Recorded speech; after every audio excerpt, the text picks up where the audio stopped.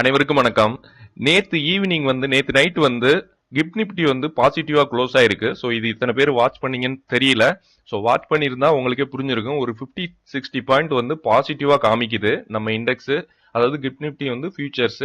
So இவங்க வந்து பாசிட்டிவா காமிக்கிறாங்க அப்படின்னா நமக்கு மண்டேல வந்து நிப்டி 50 இண்டெக்ஸ் வந்து பாசிட்டிவா க்ளோஸ் ஆக சான்ஸ், ஓப்பன் ஆக சான்ஸ் இருக்கு.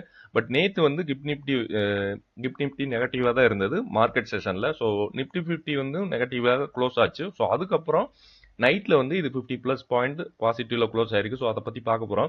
இம்பார்ட்டன்ட் நியூஸ் நம்ம ட்ராக் பண்றது 93 ஸ்டாக்ஸ். ஸோ அதுல இம்பார்ட்டன்ட் நியூஸ் என்னென்ன வந்திருக்குன்னு பார்க்க போறோம். கோல்டு சார்ட்டை பத்தி பார்க்க போறோம். கோல்டு வந்து என்ன மூவ்மெண்ட்ல இருக்கு, அதுக்கப்புறம் டாலர் வந்து என்ன மூவ்மெண்ட்ல இருக்கு, டாலர் இண்டெக்ஸ் என்ன மூவ்மெண்ட்ல இருக்குன்னு பார்க்க போறோம்.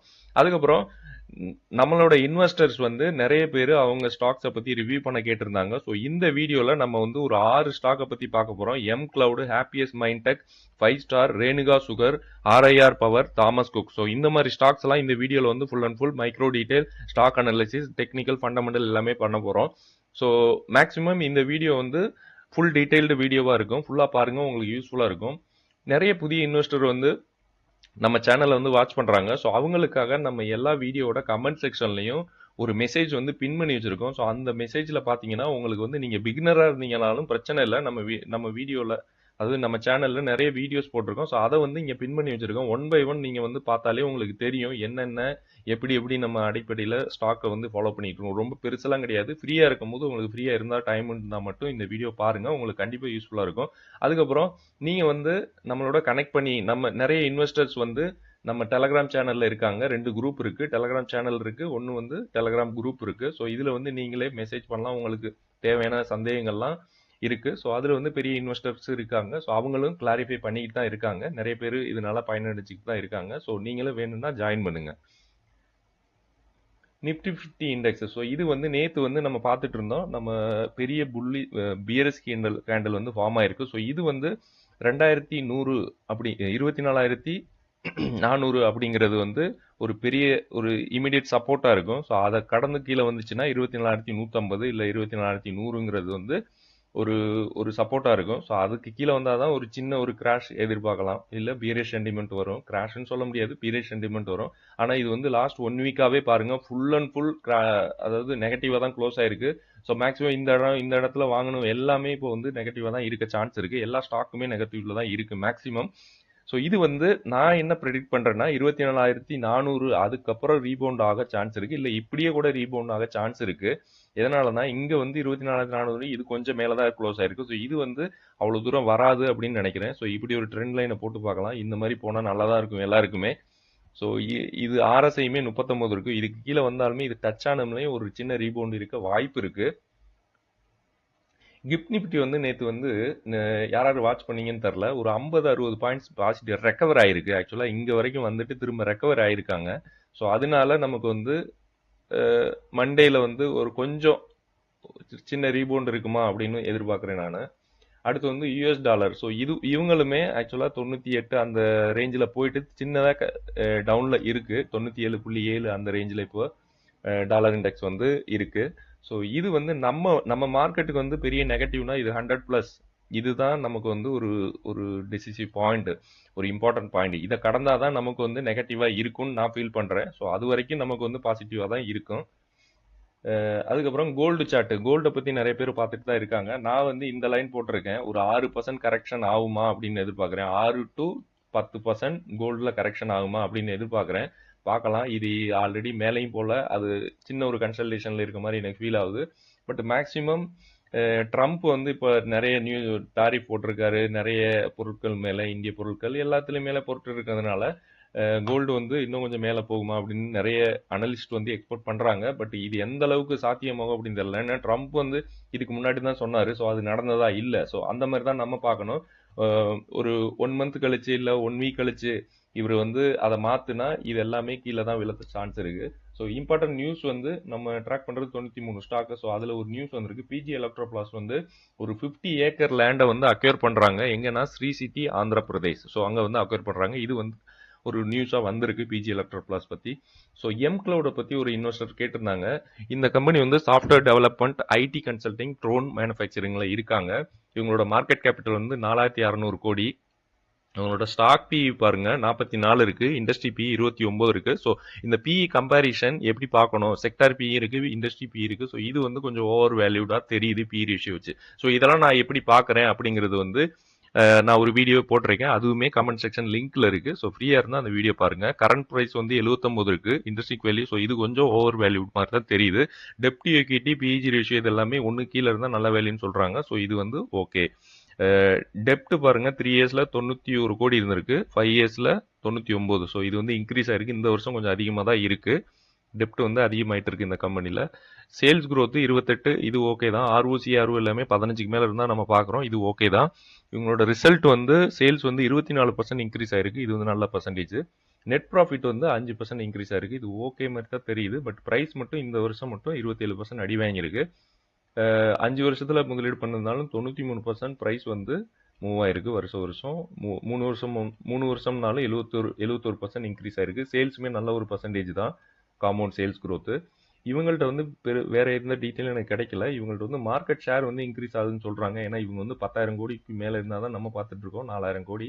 ஸோ பெருசாக எனக்கு ஒன்றும் கிடைக்கல. பட் ஐடியில் இருக்கிறதுனால இது கொஞ்சம் பெட்டராக இவங்க growth எல்லாம் இருக்க மாதிரி எனக்கு ஃபீல் ஆகுது. லோ பிளஜ்டு ப்ரொமோட்டர் தான். ஸோ இது ரிலேட்டடான கம்பெனினா பாருங்க, இவ்வளவு கம்பெனி இருக்கு HCL. ஸோ இதுல வந்து நம்ம கோஃபோர்ஸ் பார்த்துட்டு தான் இருக்கோம், எம்பாசிஸ், கேபிஐடி, இந்த மாதிரி கம்பெனிலாம் பார்த்துட்டு இருக்காங்க. நெட்வொர்க்லாம் நிறைய நம்ம இன்வெஸ்டர் வந்து வச்சுட்டு இருக்காங்க. இதோட சார்ட் பார்க்கணும்னா பாருங்க, இது 5 இயர்ஸ்ல ரிட்டர்ன்ஸ் காமிச்சிருக்காங்க 2400%. பட் எனக்கு சார்ட்ல வந்து ஃபுல்லா கிடைக்கல, ஏன்னு தெரில. இவங்க வந்து ஆல்ரெடி ஒரு பெரிய ஹை போயிட்டு நான் 5 இயர்ஸ் சார்ட்ல பார்த்துட்டு இருக்கேன். ஒரு லோல தான் இருக்காங்க. நீங்க வச்சிருந்தா ஆவரேஜ் பண்ணுங்க. பட் இந்த சார்ட்ல பார்த்தீங்கன்னா 1 இயர் சார்ட்ல ஆல்ரெடி ஒரு கன்சல்டேஷன்ல தான் இருக்கு, மேலேயும் போல கீழேயும் போல. ஸோ நீங்கள் வந்து இதை பார்த்துட்டு என்ட்ரி எடுக்கலாம். பட் ஆர்எஸ்ஐயுமே கீழே தான் இருக்கு, 45, ஒரு 40 கீழே வந்தால் ஓகே பார்த்துக்கலாம். அடுத்து வந்து ஹேப்பியஸ்ட் மைண்ட்-டெக். ஸோ இந்த கம்பெனி பற்றி கேட்டிருந்தாங்க, IT consulting services company. So இதுவுமே focused on data, big data analytics, cloud, mobility and security சர்வீசஸில் இவங்க பிஸ்னஸ் பண்ணிட்டு இருக்காங்க. இவங்களோட மார்க்கெட் கேபிட்டல் 8,000 கோடி இருக்கு. ஸோ இது ஆல்மோஸ்ட் க்ளோஸ். ஸ்டாக் பிஇ வந்து 41 இருக்கு, இண்டஸ்ட்ரி பிஇ வந்து 29 இருக்கு, கரண்ட் ப்ரைஸ் வந்து 536, இன்ட்ரெஸ்டிங் வேல்யூ வந்து 416. ஸோ இது மேக்ஸிமம், அதாவது கொஞ்சமாக ஓவர் வேல்யூடு அப்படி சொல்லலாம். இவங்களோட ஆர்ஓசி ஆர்ஓஐ எல்லாமே 15, 10க்கு மேலே இருக்கு, ஓகே க்ளோஸ் டு. பட் இவங்களோட டெப்ட் பாருங்க, 3 வருஷத்துல 250 கோடி கொடுத்துருக்காங்க. 5 வருஷத்துக்கு முன்னாடி வந்து 150 கோடி தான் இருந்திருக்கு. 3 வருஷத்துக்கு முன்னாடி 250 கோடி, இந்த வருஷம் வந்து 1200 கோடி இருக்கு. ஸோ இது வந்து ஒரு நெகட்டிவா எனக்கு தெரியுது. பட் டெப்ட் டு எக்யூட்டி நல்லா தான் இருக்கு, ஒன்று கீழே இருக்கு. பிஜி ரேஷியோ ரொம்ப அடி வாங்கியிருக்கு மாதிரி எனக்கு தெரியுது, ரொம்ப அதிகமாக இருக்கு. ஆக்சுவலாக ஒன்று கீழே தான் இருக்கணும் இது. இவங்க டிவிடெண்டும் 1.12% தர்றாங்க, இது ஓகே. இவங்களோட காம்பவுண்ட் சேல்ஸ் growth நல்லா பெட்டராக தான் இருக்குது, 20% மேலே கொடுத்துருக்காங்க. ஸ்டாக் ப்ரைஸ் மட்டும் அந்தளவுக்கு மூவ்மெண்ட் இல்லை. சேல்ஸ் நல்லா இருந்தாலுமே இந்த கம்பெனியில் வந்து ஸ்டாக் ப்ரைஸ் மூவ்மெண்ட் இல்லை. 5 இயர்ஸில் 8% தான் கொடுத்துருக்காங்க, 5 இயர்ஸ் CAGR. 3 இயர்ஸ்லேயுமே 18%, இது எல்லாமே நெகட்டிவ் தான். ஸோ இந்த கம்பெனியோட சேல்ஸ் மட்டும் தான் நல்லா இருக்குது ரிசல்ட்டையுமே. பட் நெட் ப்ராஃபிட் இந்த வருஷம் வந்து இந்த குவார்ட்டரில் வந்து நல்லா கொடுத்துருக்காங்க, 12%. இவங்களோட ப்ரைஸ் ஃபோர்காஸ்ட் வந்து 48% மேலே போகும்னு சொல்கிறாங்க அனலிஸ்ட்டு. டவுன் வந்து 19% கீழே போக சான்ஸ் இருக்குன்னு சொல்கிறாங்க. மார்க்கெட் ஷேர் வந்து இன்க்ரீஸ் ஆகுது, இது வந்து பாசிட்டிவ். லோ பிளச்டு ப்ரொமோட்டர், இதுவுமே positive.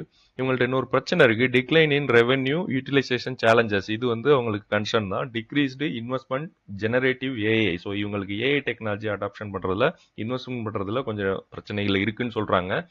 Geographic revenue mix. So இதுவுமே ஜியோகிராபிக்கில் இருந்த வர ரெவென்யூ வந்து அதாவது கம்மியாகல, மிக்ஸ் ஆகி வருது, மேலையும் போல கீழையும் போல மாடரேட்டாக ஃப்ளாட்டாக இருக்கு. Aiming to reduce the US. So யூஎஸ்ல இருந்துமே கொஞ்சம் ரெவென்யூ வந்து ரெவென்யூ வந்து கம்மியாக சான்ஸ் இருக்குன்னு சொல்றாங்க. ஸோ இது வந்து இந்த கம்பெனிக்கு வந்து நெகட்டிவ். மேக்ஸிமம் ஐடி கம்பெனி எல்லாமே யூஎஸ் பேஸ் பண்ணி இருக்கு. ஸோ இது வந்து பார்த்துக்குங்க. ஸ்ட்ராங் ஃபைனான்ஸ் இருக்கு இந்த கம்பெனியில், growth in generative AI and automation. So இது வந்து உங்களுக்கு பாசிட்டிவாக இப்போ கொடுத்துட்டு இருக்காங்க. அடுத்து வந்து இதோட சார்ட் பார்த்துடலாம். 5 இயர்ஸ் சார்ட் பார்த்தோம்னா இவங்களுக்கு வந்து ரிட்டர்ன்ஸ் வந்து 46% தான் கொடுத்துருக்காங்க. ஸோ இது நீங்கள் பார்த்துட்டு தான் முதலீடு பண்ணணும். கிட்டத்தட்ட 2021 ஹை போயிட்டு இப்போ வரைக்கும் டவுனில் தான் இருக்காங்க. ஸோ இந்த மாதிரி கம்பெனி நீங்கள் எப்படி சூஸ் பண்ணுறீங்கன்னு தெரில. நீங்கள் பார்த்துட்டு முதலீடு பண்ணுங்கள். இது ஆல்ரெடி ரொம்ப பாட்டமில் தான் இருக்குது. நீங்கள் இங்கே வாங்கியிருந்தா எவ்வளோ, 1600 அந்த ரேஞ்சில் வாங்கியிருந்தா இப்போ எவ்வளோ இருக்குது, 536. ஸோ என்ன நிலைமை இருப்பீங்கன்னு நீங்கள் தான் யோசிக்கணும். ஃபைவ் ஸ்டார் பிஸ்னஸ் இந்த கம்பெனி பற்றி கேட்டிருந்தாங்க. நான் பேங்கிங் ஃபைனான்ஸ் கம்பெனி. ஸோ இந்த கம்பெனி வந்து மார்க்கெட் கேபிட்டல் வந்து 15,000 கோடி இருக்குது. ஸோ இதனால ஒரு இது மார்க்கெட் கேபிட்டல் தான் 10,000 கோடிக்கு மேலே இருந்தால் நம்ம பார்க்குறோம். ஸ்டாக் பி வந்து 13 இருக்குது, இண்டஸ்ட்ரி பி. ஸோ இது வந்து அண்டர் வேல்யூடு மாதிரி தெரியுது. கரண்ட் ப்ரைஸ் வந்து 510, இன்ட்ரெஸ்டிங் வேல்யூ 838. ஸோ இது வந்து அண்டர் வேல்யூடு தான். டெப்ட் டு எக்விட்டி கொஞ்சம் அதிகமாக இருக்குது இந்த கம்பெனியில். ஒன்று கீழே இருந்தால் ஓகேன்னு எனக்கு தோணுது. Okay, PG ratio 0.42. ஸோ டெப்ட் வந்து பாருங்கள் 3 இயர்ஸ்க்கு முன்னாடி 2,500 கோடி இருந்திருக்கு. இந்த வருஷம் வந்து 7,900 கோடி இருக்குது. ஸோ இது வந்து அதிகம். இது வந்து நெகட்டிவ் மாதிரி தெரியுது. Sales growth, compound sales growth பார்த்துடலாம். இவங்களோட 5 இயர்ஸ்க்கு முன்னாடி இது எல்லாமே நல்ல பர்சன்டேஜ் தான். சேல்ஸ் க்ரோத் இந்த கம்பெனியில் நல்லா இருக்குது. பட் ப்ரைஸ் வந்து இந்த வருஷம் பயங்கரமாக அடி வாங்கியிருக்கு. 3 இயர்ஸ் 5 இயர்ஸ் நம்ம கிடைக்கல. பட் 1 இயரில் வந்து இந்த கம்பெனி நல்லா அடி வாங்கியிருக்கு ப்ரைஸு. என்ன ரீசன் பார்த்துடலாம். சேல்ஸ் வந்து ரிசல்ட்டில் 18% கொடுத்துருக்காங்க. சேல்ஸ் இந்த கம்பெனியில் நல்லா இருக்குது. நெட் ப்ராஃபிட்னு 6% தான் கொடுத்துருக்காங்க. இவங்களோட ப்ரைஸ் ஃபோர்காஸ்ட் வந்து 63% மேலே போகும்னு சொல்கிறாங்க. மார்க்கெட் ஷேர் வந்து இன்க்ரீஸ் ஆக சான்ஸ் இருக்குன்னு தான் சொல்கிறாங்க. லோ பிளஸ்டு ப்ரொமோட்டர், நல்ல ப்ரொமோட்டர் தான். இவங்கள்ட்ட நெகட்டிவ்னு சொன்னீங்கன்னா பெர்ஃபார்மன்ஸ் டிக்ளைன் ஆயிருக்கு, ஆப்ரேஷன் சேலஞ்சஸ் இருக்குன்னு சொல்கிறாங்க. இன்க்ரீஸ்டு கிரெடிட் காஸ்ட், அதுக்கப்புறம் நான் பெர்ஃபார்மிங் அசெட். ஸோ இது எல்லாமே இவங்கள்ட்ட நெகட்டிவ் தான். Management transition and leadership. So மேனேஜ்மெண்ட்டில் பெரிய ஆள் வந்து மாறி இருக்காங்கன்னு நினைக்கிறேன். ஸோ அதனால லீடர்ஷிப் சேலஞ்சஸ்லாம் இருக்குது, அது ஒரு கன்சர்னாக இருக்குதுன்னு சொல்கிறாங்க. ஸோ அது கரெக்ட் தான். எல்லா கம்பெனிலையும் ஒரு மேனேஜர் போகும்போது அவங்களுக்கு கொஞ்சம் கன்சர்ன் இருக்கும். அதுக்கப்புறம் இம்ப்ரூவ்டு கலெக்ஷன் எஃபிஷியன்சி, இது வந்து பாசிட்டிவாக இருக்குது. Positive financial performance indicator. So financial performance நல்லா இருக்கும் அப்படின்னு சொல்கிறாங்க. Operational stability and leadership transition. So அது வந்து இப்போ லீடர் மாறினாலும் அது கொஞ்சம் நல்லா இருக்கும் அப்படின்னு சொல்கிறாங்க. பார்க்கலாம். இது ரிலேட்டடான கம்பெனி தான் 5 star business, Bajaj finance, Cholamandalam. நம்ம வந்து சோழமண்டலம் ஃபாலோ பண்ணிட்டு இருக்கோம். இவங்களோட சார்ட் பாருங்க, 5 இயர்ஸ் சார்ட்டு. ஸோ 5 இயர்ஸ் இல்லை, 2023 ஒன்றுமே கொடுக்கலங்க. 4% கொடுத்துருக்காங்க. ஸோ இந்த மாதிரி கம்பெனிலாம் நம்ம வந்து என்ன பண்ணணும்னு நீங்கள் தான் யோசிக்கணும். பாருங்கள், ஃபுல் அண்ட் ஃபுல் கன்சல்டேஷனில் இருந்துட்டு இப்போ வந்து அதோட கீழே தான் போயிட்டு இருக்காங்க. 510 இருக்குது. கிட்டத்தட்ட 925 அந்த மாதிரி போயிட்டு ஃபுல் அண்ட் ஃபுல் கன்சல்டேஷன் இருந்துட்டு இப்போ வந்து கீழே போயிட்டு இருக்காங்க. நீங்கள் யோசிச்சுங்க. அடுத்து வந்து ரேனிகா சுகர். இவங்க வந்து sugar and bio energy produce பண்ணிட்டு இருக்காங்க. இவங்களோட மார்க்கெட் கேபிட்டல் வந்து 6,000 கோடி இருக்கு. இவங்களோட ஸ்டாக் பி கிடைக்கல. ஓகே, இண்டஸ்ட்ரி பி வந்து 16.5. கரண்ட் ப்ரைஸ் வந்து 30 இருக்கு. இன்ட்ரெஸ்டிங் வேல்யூவும் கிடைக்கல. இவங்களோட ஆர்ஓசி, ஆர்ஓஇ எல்லாமே அதுவுமே கிடைக்கல. ஆர்ஓசி மட்டும்தான் இருக்கு. ஸோ இவங்களோட டெப்ட் பார்த்துடலாம். 5 வருஷத்துக்கு முன்னாடி 3,000 கோடி இருந்திருக்கு. 3 வருஷத்துக்கு முன்னாடி 5,000 கோடி. இந்த வருஷமே கொஞ்சம் அதிகமாக தான் இருக்கு. ஸோ ரிசல்ட்டுமே இவங்க பயங்கர நெகட்டிவ் தான் கொடுக்குறாங்க. சேல்ஸுமே இல்லை இந்த கம்பெனியில், பயங்கர அடி வாங்கியிருக்கு. ப்ரைஸுமே பயங்கர அடி வாங்கியிருக்கு, 59%. இவங்களோட ஸ்டாக் ப்ரைஸ் சிஏஜிஆர் பார்த்துடலாம். 3 இயர்ஸ் முன்னாடி இந்த கம்பெனியில் இன்வெஸ்ட் பண்ணியிருந்தா 20% நெகட்டிவ்ல தான் இருந்திருப்பீங்க வருஷம். 5 வருஷத்துக்கு முன்னாடினா 27% ரைஸ் ஆயிருக்கு. இந்த வருஷம் நல்லா அடி வாங்கியிருக்கு. சேல்ஸ் வந்து இந்த வருஷம் பயங்கரமாக அடி வாங்கியிருக்கு. மற்றபடி 15க்கு மேலே இருக்குது. இவங்கள்ட்ட என்ன நெகட்டிவ் பெருசாகவும் ஒன்றும் கிடைக்கல எனக்கு டீட்டெயில்ஸு. மார்க்கெட் ஷேர் வந்து இன்க்ரீஸ் ஆகுதுன்னு சொல்கிறாங்க. நிறைய பேர் இந்த கம்பெனியை வாங்குறாங்கன்னு சொல்கிறாங்க. லோ பிளஸ்டு ப்ரொமோட்டர் வந்து இந்த ஸ்டாக்ஸை ஒத்து, இவங்க ஹோல்டிங்ஸை ஒத்து நிறைய கடன் வாங்கலை. Higher than industry revenue growth forecast இருக்குன்னு சொல்கிறாங்க. ஸோ இது எந்த அளவுக்கு உண்மைன்னு தெரில, நீங்கள் தான் பார்த்துட்டு முதலீடு பண்ணணும். இது ரிலேட்டடான கம்பெனினா இஏடி பேரி இந்தியா. ஸோ இது வந்து நம்ம இன்வெஸ்டர் வச்சுட்டு தான் இருக்காங்க நிறைய பேர். Balrampur, Chini mill, Triveni engineering industry. So இந்த மாதிரி கம்பெனிலாம் நீங்கள் பார்த்து கூட முதலீடு பண்ணலாம்.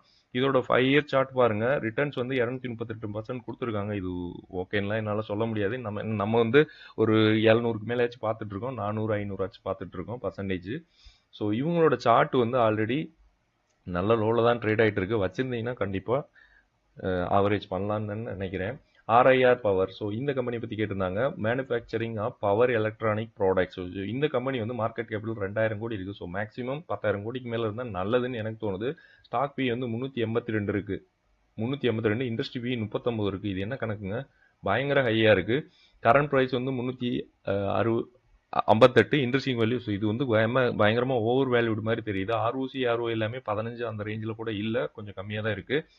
டெப்த் வந்து 6 கோடி இருந்திருக்கு 3 இயர்ஸ்க்கு முன்னாடி. இந்த வருஷம் வந்து கொஞ்சம் 12 டபுள் ஆயிருக்க மாதிரி எனக்கு தோணுது. பாருங்க, 14 கோடி இருக்கு. ரிசல்ட் பாருங்க, சேல்ஸ் வந்து ஃபிளாட்டு. இது நெட் ப்ராஃபிட் வந்து நல்லா அடி வாங்கியிருக்கு, 18%. இவங்களோட ஸ்டாக் ப்ரைஸ் எப்பா சூப்பராக இருக்கு. 5 இயர்ஸ் பாருங்க 161%, 3 இயர்ஸ் 160%. இந்த வருஷம் மட்டும் அடி வாங்கியிருக்கு. என்ன ரீசன் பார்த்துடலாம். காம்பவுண்ட் சேல்ஸ் க்ரோத்துமே நல்லா தான் இருக்குது, 15க்கு மேலே கொடுத்துருக்காங்க. இது ரிலேட்டடான கம்பெனிங்க இருக்கு பாருங்க. பாரத் எலக்ட்ரானிக், ஹனிவெல், ஸோ இந்த மாதிரி நிறைய கம்பெனி இருக்குது. நம்ம வந்து பிஜி எலக்ட்ரோபிளாஸ், ஜென்டெக், அதுக்கப்புறம் இந்த 2 கம்பெனி பார்க்குறோம். ஸ்னீடர் டெக்னாலஜி, ஸ்ரீனர் எலக்ட்ரிக் பார்க்குறோம், சில்சார் டெக்னாலஜி. ஓகே, இதில் 2 கம்பெனி தான் நம்ம பார்த்துட்டு இருக்கோம்.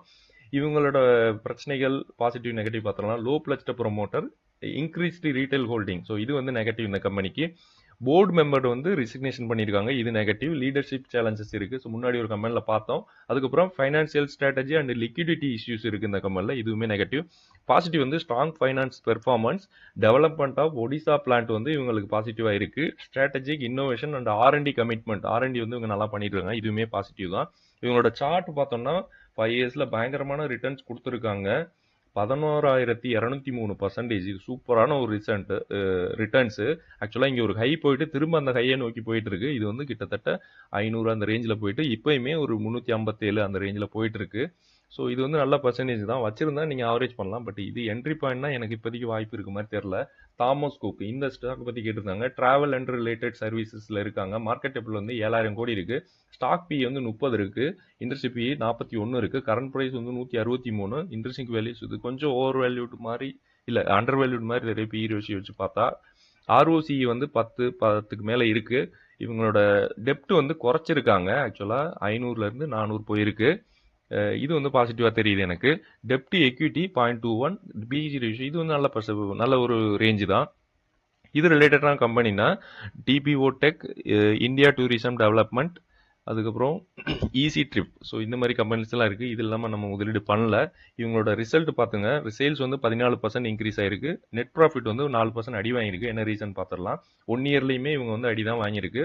5 இயர்ஸில் 41% CAGR கொடுத்துருக்காங்க. ப்ரைஸ் நல்லா தான் இருக்குது. சேல்ஸ் வந்து நல்லா தான் இருக்குது. 3 இயர்ஸில் 63% கொடுத்துருக்காங்க. இவங்கள்ட்ட இருக்க பாசிட்டிவ் நெகட்டிவ், ப்ரைஸ் வந்து 41% மேலே போகுன்னு சொல்கிறாங்க. டவுன் வந்து 0 தான் போகுன்னு சொல்கிறாங்க. மார்க்கெட் ஷேர் வந்து டிக்ரீஸ் ஆகுது, இது வந்து நெகட்டிவ்.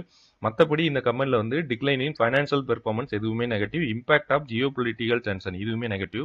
மற்றது எல்லாமே பாசிட்டிவ் தான். Low pledged promoter, Thomas Cook partners with Blinkit for doorstep delivery of, இது வந்து ஒரு பார்ட்னர்ஷிப் வச்சிருக்காங்க. பிளிங்கிட் டோர் ஸ்டெப் டெலிவரி அந்த மாதிரி இதில். அதுக்கப்புறம் ஸ்ட்ராங் ஃபைனான்ஸ் பெர்ஃபார்மன்ஸ் இருக்குது, positive. Operational efficiency and innovations இதுவுமே positive. Growth in travel segment இதுவுமே positive. Positive trends in domestic and international travel இதுவுமே பாசிட்டிவாக தான் இருக்குது. இந்த கம்பெனியில் 5 வருஷத்துக்கு முன்னாடி முதலீடு பண்ணியிருந்தா 494% பாசிட்டிவ்ல தான் இருந்திருக்கு. இது ஓகே தான் எனக்கு தோணுது. இது வந்து ஆல்ரெடி பாட்டமில் தான் இருக்குது. 200 மூவிங் ஆவரேஜ் பக்கத்தில் வச்சிருந்தா கண்டிப்பாக ஆவரேஜ் பண்ண வேண்டிய நேரம் தான் நினைக்கிறேன்.